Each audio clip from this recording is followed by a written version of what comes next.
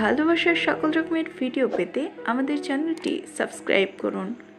সবার আগে ভিডিও পেতে বেল বাটনে ক্লিক করুন। আসবো ফিরে আবারও পর্ব 48 সুরফিয়া আক্তার। মাঝে কেটেছে সময়। শিশির আর ইকরার গায়ে হলুদ ছিল আজ, কাল বিয়ে। দুপুরের দিকে পাড়ার কজন মহিলা মিলে পুরো শরীর জুড়ে হলুদ মাখিয়েছে ওদের, হাতে মেহেদি পরা বাকি। সেসব কিছু হয়নি এখনো। শিশিরের মাতামাতি নেই কোনো কিছুতে।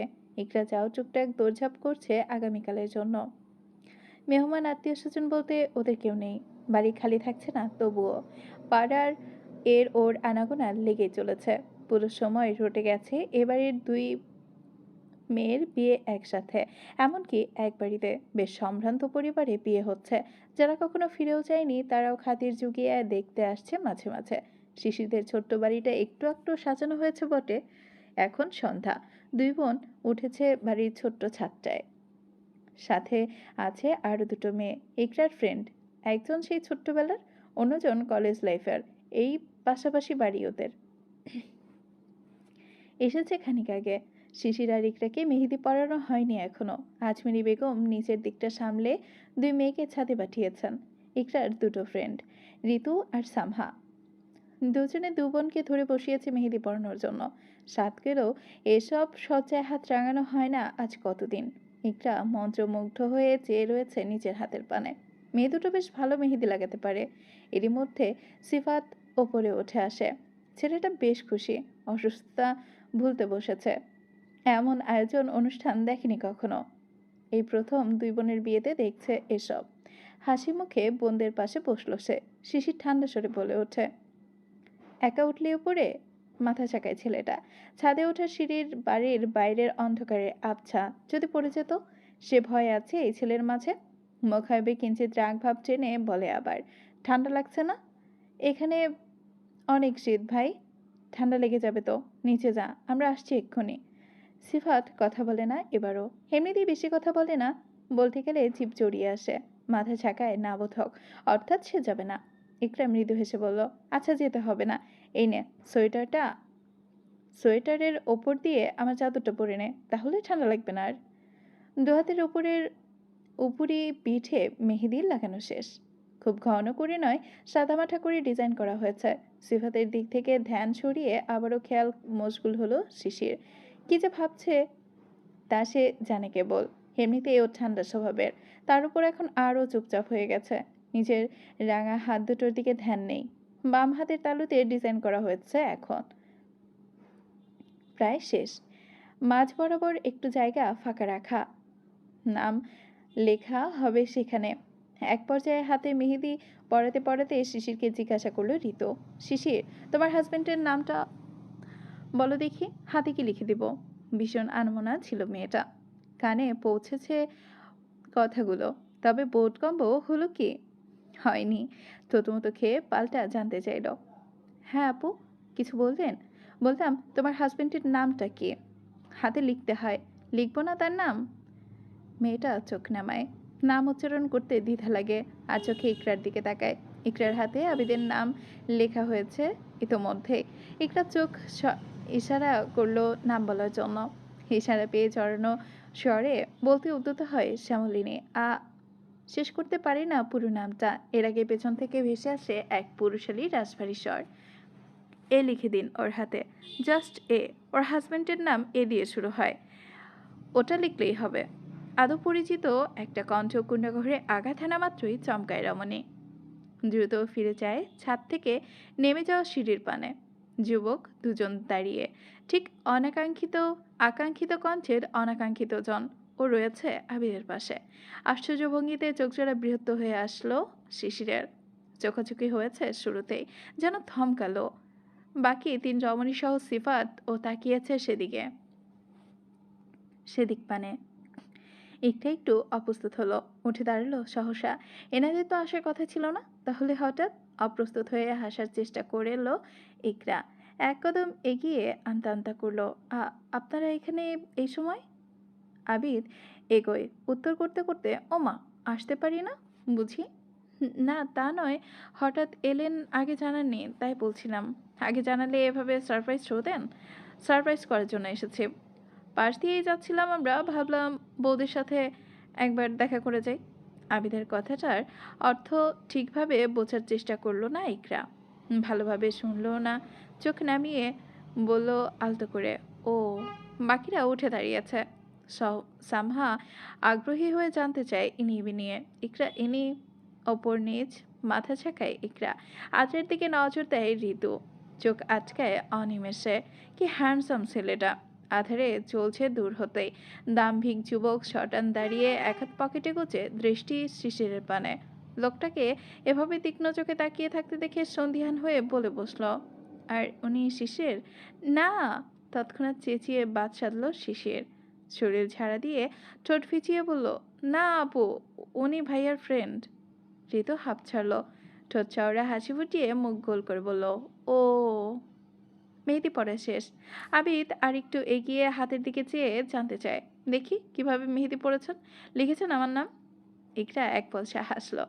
মৃদুমন্ত লজ্জা পেয়ে হাত এগিয়ে দেখালো।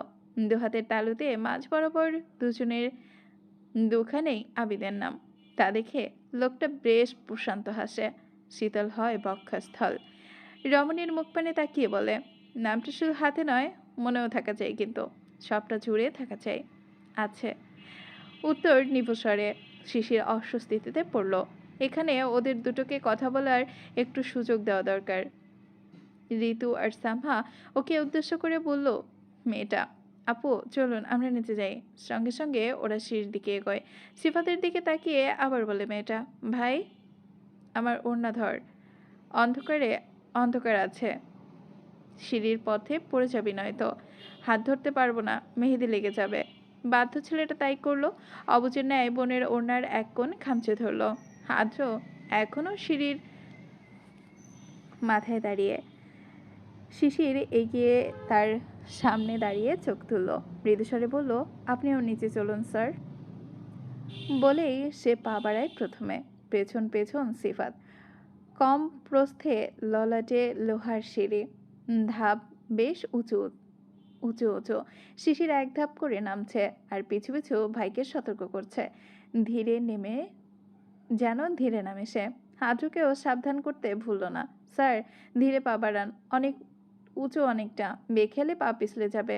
আমাকে জ্ঞান না দিয়ে তুমি নিজে দেখে চলো বেয়াদব, পড়ে যাবে নয়তো। শিশির নেমেছে কয়েক ধাপ। সিফাত ধীরে ধীরে পা বাড়াচ্ছে। আকপিছ হয়েছে অনেকটা। ওনার কোনা টেনে ধরায় রমণীর গলা হতে ওনাটা অনেকটা ছুটে এসেছে সিফাতের হাতে। হাদ্র লক্ষ্য করলো, আজ এই প্রথম হিজাব ছাড়া দেখলো শিশিরকে।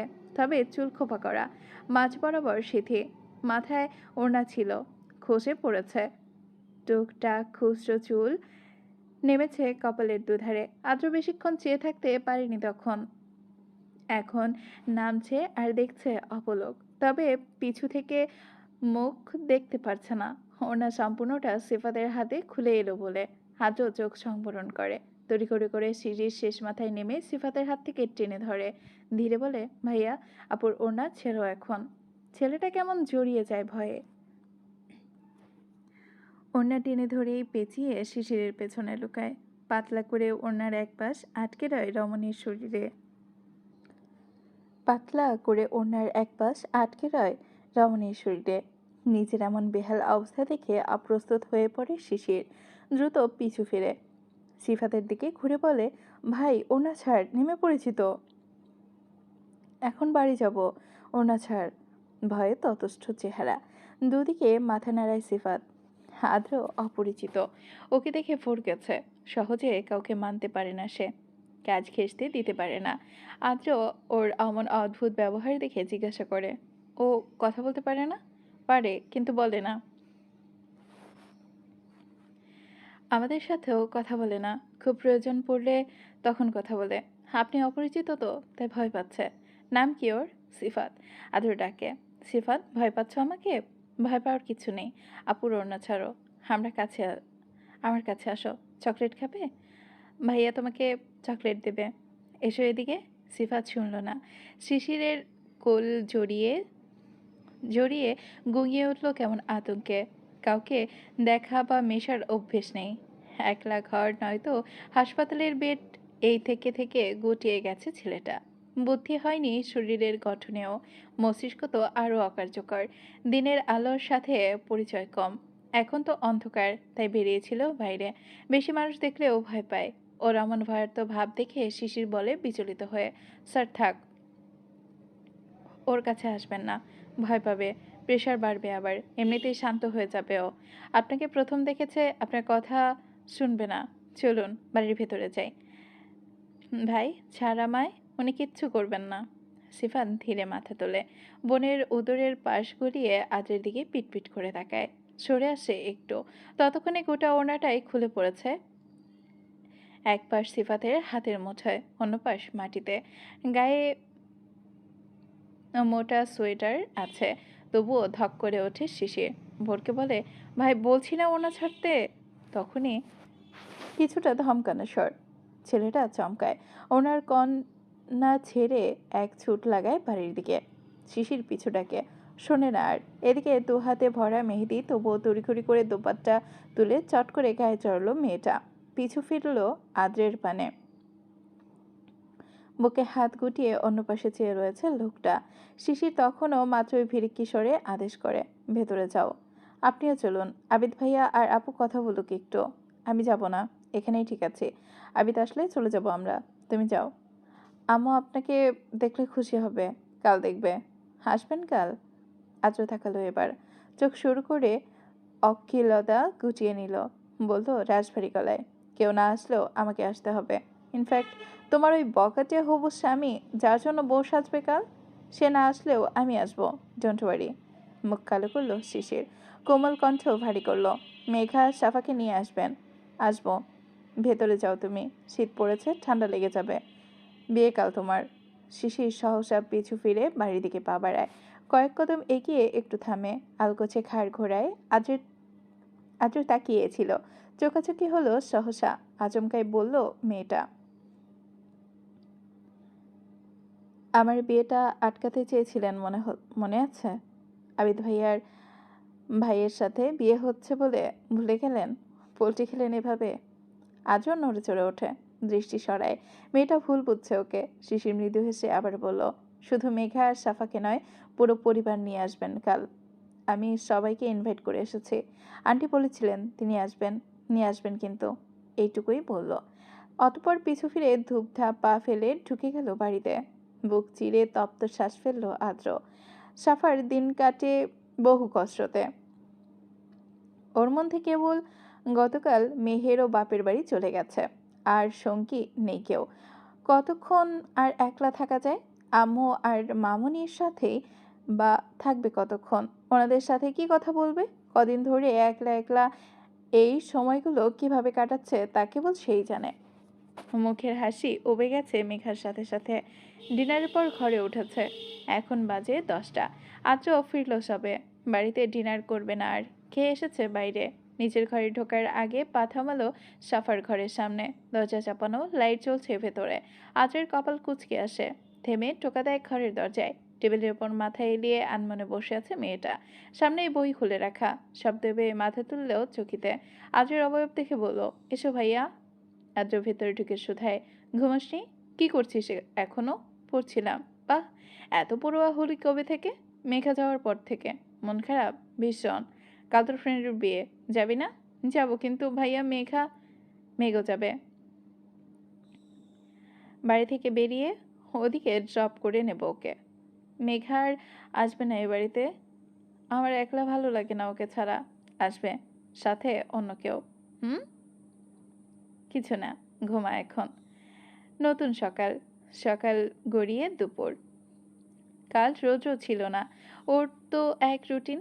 সকালে মেঘা ঘুম থেকে উঠে ওকে দেখতে পায় না আর। থাকে না সারাদিন। রাত হলেই ফিরে আসে। সারাদিন কি করে না করে খোঁজ নেই। শিশিরের বিয়েতে যেতে হবে। আজও ফোন করেছিল, বিকেলে আসবে। তৈরি হয়ে থাকতে বলেছে মেঘাকে, ড্রপ করে নেবে সে। শাওয়ার নিয়ে বেরিয়েছে মেঘা। আর সারা আর জাবির রুমেই ছিল। মেঘার পর সারা ঢুকবে শাওয়ারে। কালকে এই রুমেই ছিল। মেঘা ওয়াশরুম থেকে বেরিয়ে চুল মুছতে মুছতে বলল, ওয়াশরুমের গিজার কাজ করছে না সারা, পানি ঠান্ডা। এখানে শাওয়ার নিবি?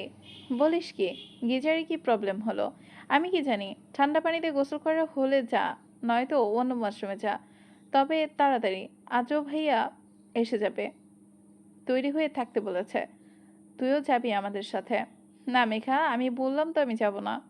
আমি বলেছি তুই যাবি, তার মানে যাবি। কোনো কথা শুনবো না। যা তো, দেরি হয়ে যাবে। আচ্ছা, আমি যাচ্ছি। জাবিরকে একটু দেখে রাখ, কাজ করছে আম্মু।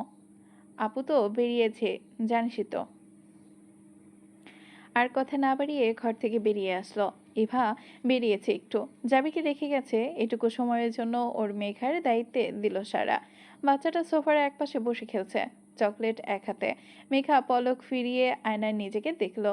ঠান্ডায় চিবুক কাঁপছে তিরতির করে, লালচে হয়ে উঠেছে মুখেও।